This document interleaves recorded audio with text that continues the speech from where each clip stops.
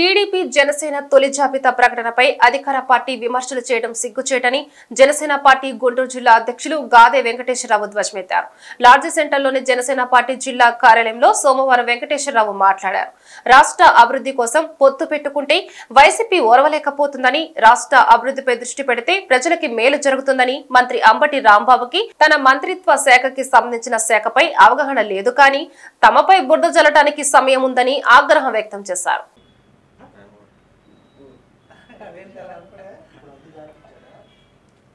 యథాలాపంగా పొత్తున్నప్పటి నుంచి అధికారంలో ఉన్నటువంటి పార్టీ మాట్లాడే మాటల కంటే కూడా ఎప్పుడైతే నిన్నటి రోజున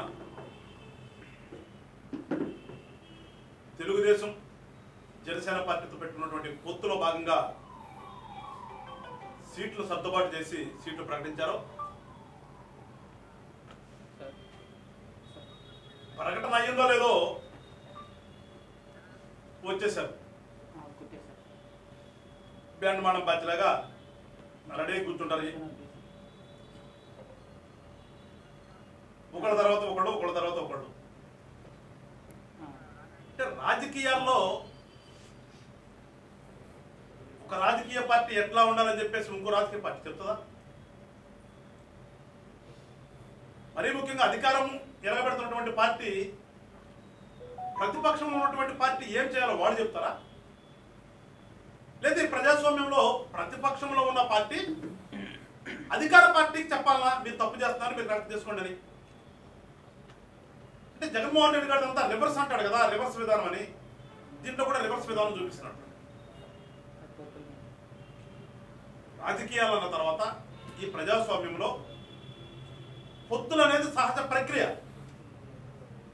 ఒక్కొక్క పార్టీ ఇండిపెండెంట్గా వెళ్తుంది, ఒక్కోసారి ఇంకో పార్టీతో కలిసి వెళ్తుంది. ఇట్లా రకరకాలుగా అల్టిమేట్ గా ఒక ప్రజలకు మంచి చేయాలనే ఆలోచనతో రకరకాలుగా పార్టీలు పొత్తులు పెట్టుకుంటే రకరకాలుగా వెళ్తుంటారు. ఇదేంటో ఇది అసలు ఈ దేశంలో ఆంధ్ర రాష్ట్రంలోనే ఇప్పుడే జనసేన పార్టీని ఈ పని చేసినట్టుగా వాళ్ళ వింత ధోరణి. నోరు ఉంది కదా, మనకు మీడియా ఉంది కదా, అధికారం ఉంది కదా, ఏమైనా మాట్లాడచ్చు, ఎట్లయినా మాట్లాడచ్చు, మాకు చెల్లుబాటు అవుతుంది అనే ఒక ధోరణి తప్పితే ఈ వైఎస్ఆర్ పార్టీ అనే పార్టీకి మేము అడుగుతున్నాం, నిజంగా రాజకీయం తెలుసా మీకు? అసలు ప్రజాస్వామ్య విలువలు తెలుసా మీకు? ఒక రాజకీయ పార్టీ పెట్టిన తర్వాత రాజకీయ పార్టీ ఏ రకంగా ఉండాలో తెలుసా మీకు? అవేం అవసరం లేదు మనకి. ఏదో రకంగా 10 సంవత్సరాలు ప్రజలను మభ్యపెట్టాము, సీట్లు తెచ్చుకున్నాము, అధికారంలోకి వచ్చాం, ఇవాళ మనం ఇష్టానుసారంగా చేస్తున్నాము. ఈ ఇష్టానుసారంగా చేసేది కంటిన్యూ కావాలి, ఇది వాళ్ళ ఆశ. అది ఎక్కడ పోతుందో, అది పోతే మేము చేసినటువంటి తప్పులన్నీ ఎక్కడ బయటకు వస్తాయో, బయటకు వస్తాయో కదా, బయటకు వస్తే తీరుతాయి.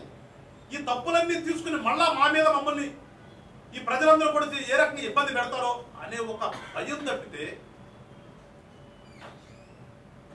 ఎక్కడా కూడా ప్రజాస్వామ్యంగా మాట్లాడతలేదు.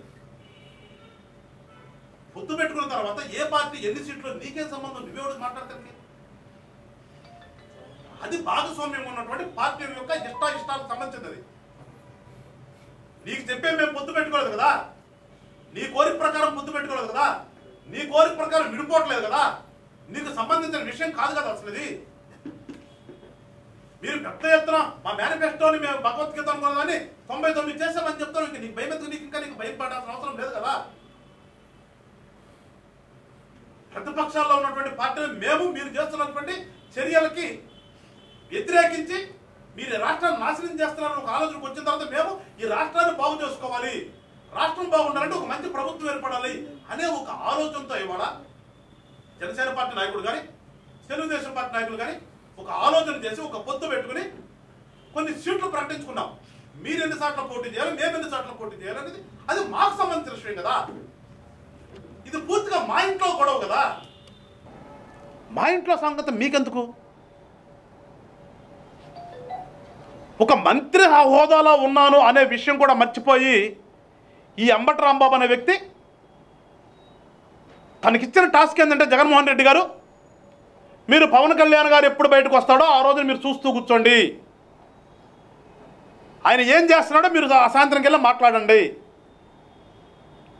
అని చెప్పేసి అతను వదిలేరు రాష్ట్రం మీద. పాప మీద పవన్ కళ్యాణ్ గారిని తిడుతున్నాడు కాబట్టి రోజు మరీ బాగోదు అని చెప్పేసి సగకాలం తర్వాత మంత్రి ఇచ్చాడు. ఈ మంత్రి ఇచ్చిన తర్వాత ఆ శాఖ ఏదో కూడా తెలియనటువంటి అంబటి రాంబాబు గారు జనసేన పార్టీ ఇట్లా ఉండాలి, జనసేన పార్టీ నాయకుడు ఈ రకంగా చేయాలి, జనసేన కార్యకర్తలు ఈ రకంగా ఉండాలి. నువ్వేడు రా బాబు అసలు బాగా చెప్పడానికి?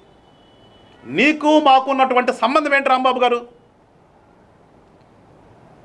నువ్వు నిజంగా మంత్రిగా ఉండి మంత్రిగా పనిచేస్తూ ఉంటే మేము కూడా గౌరవించేవాళ్ళమి, మా రాష్ట్ర మంత్రిగా వర్యులు అని చెప్పేసి రెస్పెక్ట్ ఇచ్చేవాళ్ళం నీకు.